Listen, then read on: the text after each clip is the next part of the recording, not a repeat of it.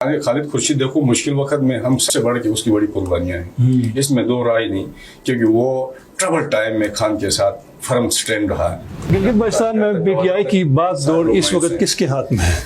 गिलगित बल्तिस्तान में पीटीआई की बागडोर खालिद खुर्शीद के हाथ। कैसे है? वो तो नाअहल है। मेंबर असेंबली को 1 अरब की एडीपी मिली। कहाँ मिली?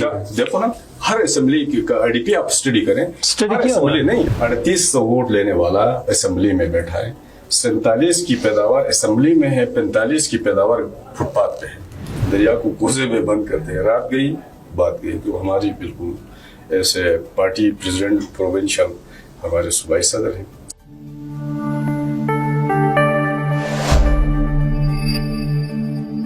बिस्मिल्लाहिर्रहमानिर्रहीम। पॉलिटिकल बीट के साथ मैं हूँ खालिद हुसैन। नाज़रीन, मुल्की सूरत-ए-हाल जो है यकसर तब्दील हो चुकी है और इस वक्त ये अफवाहें गर्दिश कर रही हैं कि माशाल्लाह इमरजेंसी या टेक्नोक्रेट की हुकूमत, और इसी के साथ साथ गिलगित बल्तिस्तान की हुकूमत को 11 माह रह चुके हैं, यानी 11 माह के बाद गिलगित बल्तिस्तान के अंदर भी इंटर्म सेटअप वजूद में आएगा और नई हुकूमत जो है वो मार्च तक जो है मुनक्किद की जाएगी। और इसी के साथ अगर गिलगित बल्तिस्तान में इस हुकूमत की कारकर्दगी से के हवाले से अगर हम बात करें तो लोग इस हुकूमत से किस कदर जो है खुश हैं या नाखुश, इसी पर बात करेंगे। हमारे साथ स्टूडियो में मौजूद है साबिर हुसैन, सीनियर रहनुमा पाकिस्तान तहरीक इंसाफ। बहुत बहुत शुक्रिया साबिर साहब, काफ़ी अर्से के बाद आप जो है हमारे हाथ लगे हैं, तो आज हम आपसे चाहेंगे कि कोई सख्त और दुरुस्त सवालात भी कर लें। तो सुना है कि खालिद खुर्शीद के साथ आपका बाज़ाब्ता तौर पर जो है सुलह जी बिल्कुल हो गया है और दोबारा रात गई। तो वजह क्या थी? नाराज क्यों हुए थे? दोबारा क्यों आए? वो एक ऐसा था कि एक इख्तलाफ कुछ उसूली चीज़ों पे था, तो फिर वो ख़त्म हो गया और वो जो डेडलॉक था वो ख़त्म हो गया। किस बात पे था डेडलॉक? बहुत सारे इश्यूज पे, लेकिन अभी मैंने आपको बोला एक ही बात, दरिया को कोसे में बंद करते हैं। रात गई बात गई। तो हमारी बिल्कुल ऐसे पार्टी प्रेसिडेंट प्रोविंशियल हमारे सूबाई सदर हैं, तो जो हमारे बानी चेयरमैन की तरफ से जो है बाकायदा मुंतखब और फिर उसका इंतखाब है, बानी चेयरमैन का इंतखाब है, तो हम पार्टी डिसिप्लिन को फॉलो करते हैं। अच्छा, क्योंकि हम इंतखाबात के हवाले से बात करेंगे और मुल्क के अंदर जो इस वक्त जो सूरत-ए-हाल चल रही है उसमें आपका क्या मौक़िफ़ है, आपकी पार्टी का क्या मौक़िफ़ है? देखिए, माशाल्लाह इमरजेंसी या टेक्नोक्रेट की हुकूमत इस वक्त पाकिस्तान की जो कौम है एक ऐसे नज़ा के आलम में है। वो एक वेंटिलेटर, पूरी एस होल नेशन के ऊपर एक वेंटिलेटर पे है पूरी कौम, क्योंकि वेंटिलेटर पे है और इस वक्त उनसे ऑक्सीजन छीन लिया गया है। हैवी टैक्सेशन है IMF के कहने पे, इम्पोज हैं और रीढ़ की हड्डी टूट गई, मईशत की पोजीशन दगरगू है और इन्वेस्टर भागे हुए हैं और मुल्क से 5 मिलियन जो स्किलफुल जो माइंड सेट था या वो ड्रेन होके बाहर चला गया है। तो 50 लाख बंदा गुज़िश्ता 1 साल के अंदर ट्रेन होके बाहर गया है, क्योंकि इस नाअहल हुकूमत की जो वजह से किसने पैदा कर दे गैर मुल्की जो पैदा करता सूरत-ए-हाल है वो तो इमरान खान के दौर हुकूमत में हुई नहीं, उसके बाद ये सूरत-ए-हाल पैदा हुई। हमारे दौर हुकूमत में तो एक खान साहब की गलत पॉलिसी की वजह से ऐसे ये सारी के यानी जुबानी कहने की बातें हैं, कहने की बात नहीं, आप ग्राउंड देखें। प्रिंसिपली उसका जो चीज़ें था तो मुल्क की मईशत को उसकी बढ़ोतरी की तरफ ले गया। बैनुल-अक़वामी जो इन्वेस्टर था उसका इंटरेस्ट बिल्ट हुआ, मुल्क के अंदर फॉरेन इन्वेस्टमेंट आ रही थी और लोग एतमाद करने लगे थे, फॉरेन रिमिटेंस की शक्ल में मुल्क में पैसा आ रहा था। तो अभी देखें, और खान साहब की एक विजनरी जो थॉट थी, जो सोच था, उसकी वजह से जो ओवरसीज पाकिस्तानी जो थे उनको वोट डालने की कॉन्स्टिट्यूशन के अंदर अमेंड करके उनको इख्तियार दिया गया था। इन्होंने आते ही वो सारी चीज़ें अपनी मर्जी के ऑर्डिनेंस ला के उसको एबॉलिश किया और उनको अबैंडन किया कि वो मुल्क वोट नहीं डाल सकेंगे। आप बताएं कि मुल्क को ऑक्सीजन देने के लिए मईशत को, तो हमारे जो ओवरसीज उनका एक कलियदी किरदार रहा है। अगर उनको जनाब अली वो पैसा तो आप कुछ जाए प्यारा लगता है उनका बाहर से जो पैसे आते हैं। अभी जब उनको इख्तियार ही आप नहीं देंगे वोट डालने का और उनसे ये उम्मीद रखेंगे कि हम मुल्क की मईशत को ऑक्सीजन दे दें, बढ़ोतरी की तरफ ले जाएं, तो ये एक डबल स्टैंडर्ड था इस हुकूमत का, जिनके पास अपना कोई मैंडेट नहीं है, क्योंकि ये बैसाखियों पे मांग के जो 17 सीटों वाले इस वक्त मुल्क के अंदर हुकूमत कर रहे हैं, 2/3 मेजॉरिटी वाले, हमारी 100 सीटें इन्होंने हड़प किया। अभी हाल ही में सुप्रीम कोर्ट ने एक अच्छा डिसीजन दिया, एक प्रेसिडेंट सेट किया, जिसकी वजह से इंशाल्लाह स्पेशल सीटों में, टेक्नोक्रेट सीटों में, मिनॉरिटी सीटों में, सूबों में और वफाक के अंदर हमें हमारा ड्यू शेयर मिलेगा। तो जिससे आपको पता है इनकी पाँव से ज़मीन खिसक गई और ये इस वक्त हवास बाख्तगी के आलम में ये बिल्कुल बहुत ही परेशान नजर आ रहे हैं। सुप्रीम कोर्ट के फैसले को, जो ख़वातीन के मखसूस नशिस्तों के ऊपर जो फैसला आया था, उसको तो इलेक्शन कमीशन ने मुस्तरद कर दिया है। देखें, इलेक्शन कमीशन एक खुद मुख्तार बॉडी है। इलेक्शन कमीशन ने तो उसका ये किरदार रहा है कि अभी 1,80,000 या 1,40,000 वोट लेने वाला बाहर बैठा है, 3800 वोट लेने वाला असेंबली में बैठा है, 47 की पैदावार असेंबली में है, 45 की पैदावार फुटपाथ पे है। तो इससे क्या आप समझेंगे, क्या मुल्क तरक्की की तरफ गामजन होगा? इससे फ्रस्ट्रेशन बढ़ेगी, पॉलिटिकल अनरेस्ट होगा और डीस्टेबलाइज होगा। जब मुल्क के अंदर पॉलिटिकल जो इंसर्जेंसी होगी, डीस्टेबलाइजेशन की तरफ होगा, तो मईशत कैसे मजबूत होगी? मुल्क के अंदर लॉ एंड ऑर्डर की सिचुएशन आप देख रहे हैं, फराम जनाब जो गवादर से लेके इधर तक कोई अनरेस्ट ही अनरेस्ट है। अच्छा, अगले चंद रोज में जो है पीटीआई के ऊपर जो है पाबंदी लगने वाली है, यह इनकी भूल है, क्योंकि पाकिस्तान के अवाम ने इसको रिजेक्ट किया है और इस पे जो बहुत सख्त रिएक्शन होगा। इमरान खान के ऊपर जो केसेस चल रहे हैं उस हवाले से अगर ये फैसला, अगर खान साहब एक इनोसेंट है, अभी तक उसके ऊपर जितने बोगस फैसले, वो बोगस चीजें इसके ऊपर डाली थी, वो सारे बोगस साबित हो गए और खान साहब इनोसेंट है। और इंशाल्लाह एक एनर्जी के साथ, ताकत के साथ खान साहब बाहर आएंगे और अपना किरदार अदा करेंगे और हमारे बानी चेयरमैन कम अरसे में पब्लिक के दरमियान होंगे। अच्छा, आपको माफी मिल गई जी, सुहेल अब्बास को माफी मिल गई। मैं माफी किस बात की? एक पर्सनल एक डिफरेंस था जो मेरा और खालिद भाई के बीच, तो वो उसका बड़ा देखिए, सुहेल अब्बास को माफी मिल गई, आगे फतहुल्लाह हाजी गुलबर, राजा नासिर और ज़करिया और दीगर जो पार्टी के जो मेंबरान हैं, उनका क्या बनेगा? वो पार्टी चेयरमैन डिसाइड करेगा। हमारे सूबाई सदर उसके विल पे है।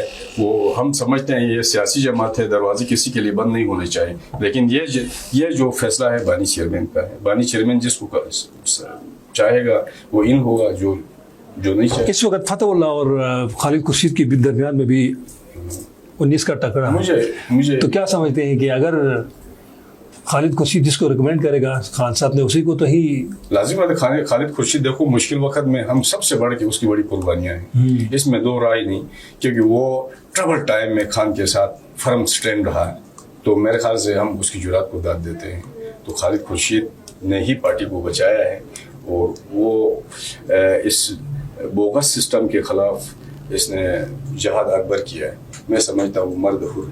2020 के इंतखाबात में इलेक्टेबल्स की एक बड़ी तादाद आप लोगों के पास थी, आज वो नहीं है। आज क्योंकि यहाँ पे हम खाल ग्रुप की हुकूमत है, यानी पीटीआई से मुनहरिफ जो अरकान ने हुकूमत बनाई है, तो 2025 के इंतखाबात में आप क्या समझते हैं कि आपके पास मुल्क के अंदर क्या हो, जो मुल्क के अंदर इंतखाबी निशान इलेक्टेबल्स होंगे या वही कारकुन या यूथ को लेके आएंगे, या आपकी क्या पोजीशन होगी? इस पे आप हमें थोड़ा सा वाज़ेह कर लें। पार्टी बानी चेयरमैन और पार्टी के सूबाई सदर फैसला करेंगे। जो सुटेबल जो कैंडिडेट हैं उनको इंशाल्लाह पार्टी मेरिट पे टिकट देगी। और ये जो इस तलख तजुर्बा हमें प्रीवियस एरा में पीरियड में जो हुआ है उसको हम दोबारा नहीं दोहराएंगे, क्योंकि खान साहब ने, आपको मालूम है, मुल्क के अंदर जब पार्टी टिकट बैंड हुआ, पार्टी सिंबल बैंड हुआ, पार्टी की शिनाख्त इन्होंने छीन ली, उसके बावजूद बिल्ली और कुत्ते के निशान पे भी लोगों ने वोट दिया। तो मेरे ख्याल से ये कोई जो वक्ती जो सेंशंस हैं, पाबंदियां हैं, इससे पीटीआई को कोई फ़र्क नहीं। देखें, पीटीआई को जो इंतखाबात में, जो नेशनल असम्बली की जो इंतखाबात में, उसमें पीटीआई की कारकर्दगी के ऊपर जो है ना वोट पड़ा है।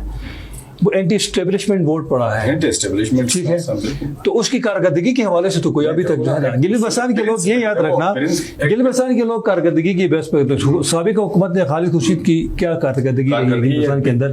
بلینس آف جناب علی جو بجٹ میں ایک یعنی ممبر اسمبلی کو 1 ارب کی ADP ملی.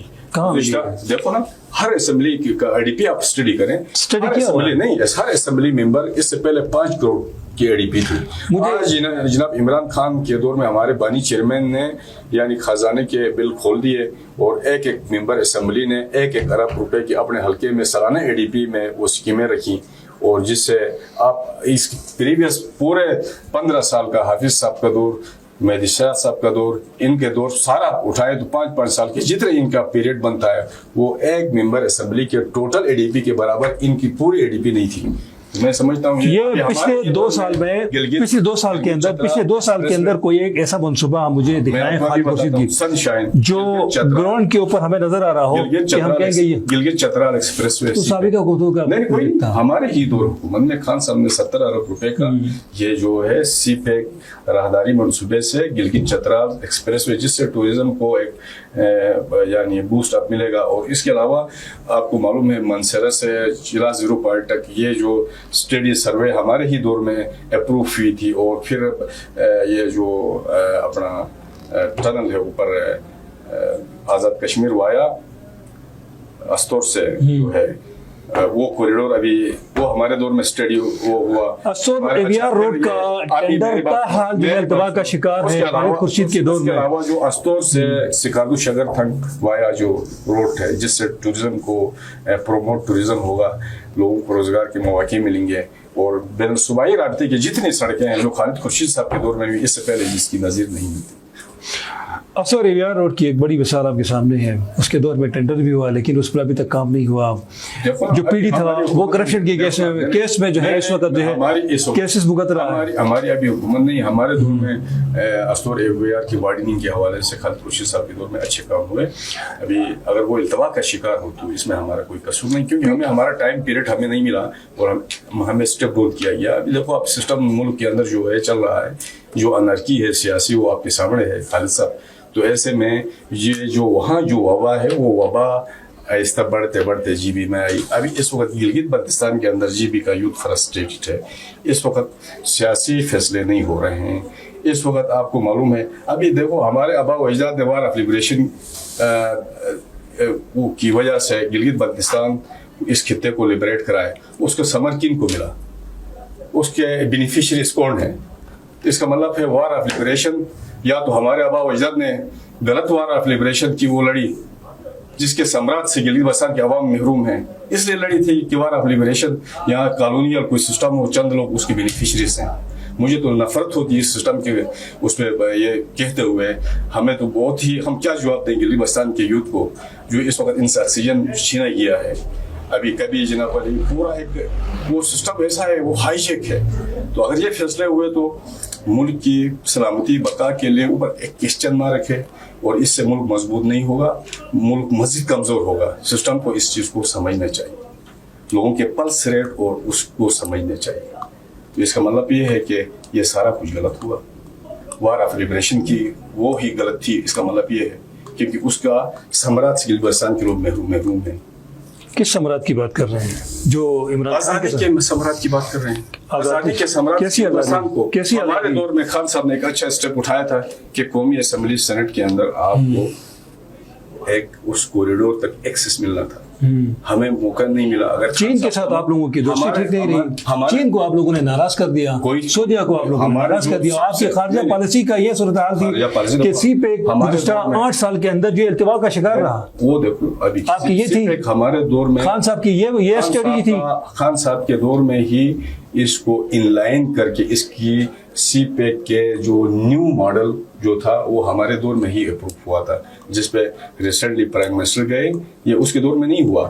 وہ جو اوور 1 بیلٹ 1 روڈ جو تھیم تھا اس کا سیکنڈ فیز میں اس کی وائڈننگ ہونی تھی، وہ سیگمنٹ 2 میں وہ عمران خان کے دور میں ہوا. اچھا آپ بات کرو گلف کے اندر جو اسٹریٹجک جو ٹائز تھے अफ़गानिस्तान से लेके ईरान और जनाब अली उसको मिलाने के लिए सऊदी अरब को और फिर चाइनीज़ की उस कोशिशों से ये सारी जो डिप्लोमेसी थी, ये जो सारी एफर्ट्स थी और बैनुल-अक़वाम के अंदर फॉरेन पॉलिसी और उस इमेज को पाकिस्तान का अक़वाम मुत्तहिदा के अंदर उस चीज़ को उजागर करना ये खान साहब ने ही किया। मेरे ख्याल से आपको पता है रशिया के साथ अच्छे टाइज बनने जा रहे थे और सारी चीज़ें उस सब को एबॉलिश किया और बैरूनी अकाओं के इशारे पे ये सारा हुआ जो इस वक्त पूरे कौम इस वक्त पाकिस्तान भर में खून गिराब से लेके। अच्छा, गिलगित बल्तिस्तान में पीटीआई की बागडोर इस वक्त किसके हाथ में है?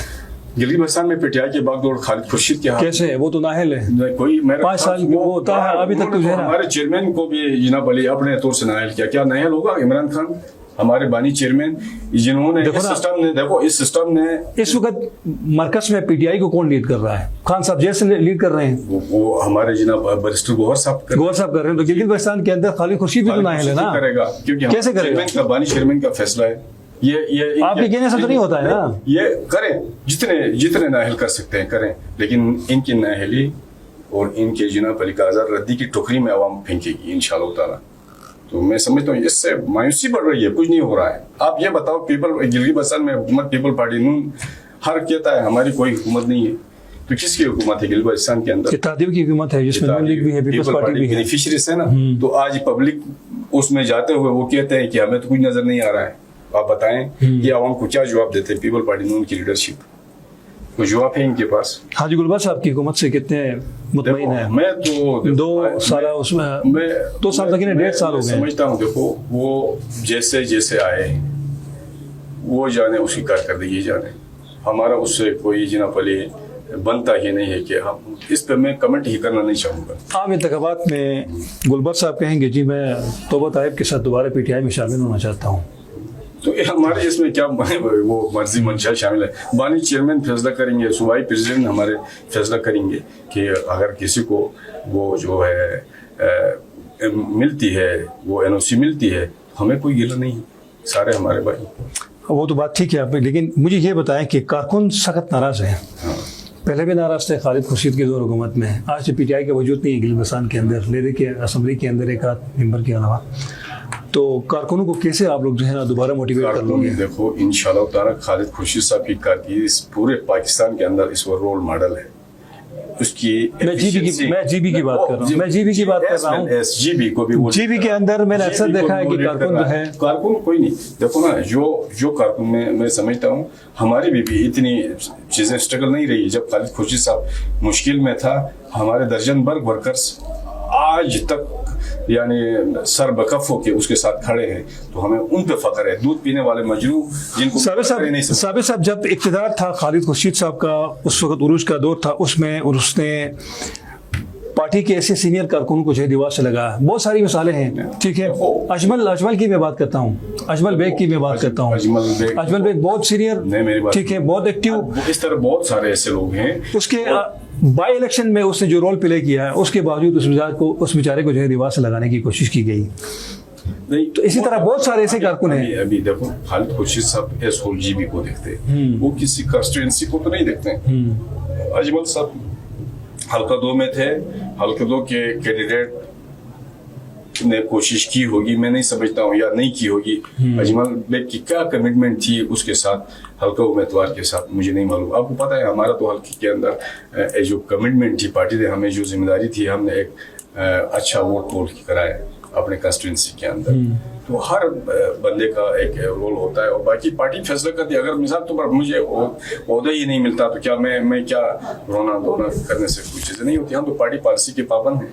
जो बानी चेयरमैन फैसला करेगा, बानी सदर हमारा प्रेसिडेंट फैसला करेगा, हम उसको फॉलो करेंगे। इस पे नाराज होने वाली कोई बात नहीं है। बहुत सारे ऐसे लोग हैं कौमी इदारे के अंदर भी हमारे वर्कर्स जिनको कुछ नहीं मिला, तो इसका मतलब ये तो नहीं है कि जनाब अली वो उनको फ्रस्ट्रेशन की जरूरत नहीं है। आगे हुकूमत थी तो 3rd टाइम से ज़्यादा इंशाल्लाह इमरान खान की है, और खान साहब ही जिसने एक यूथ को एक विजन दिया, एक मैसेज दिया और सियासत के अंदर एक डिसिप्लिन को मुतारिफ कराया और प्रिंसिपल्स पे आज खड़ा है। बहुत बहुत शुक्रिया साबिर हुसैन साहब, आपने हमें अपना कीमती वक्त दिया।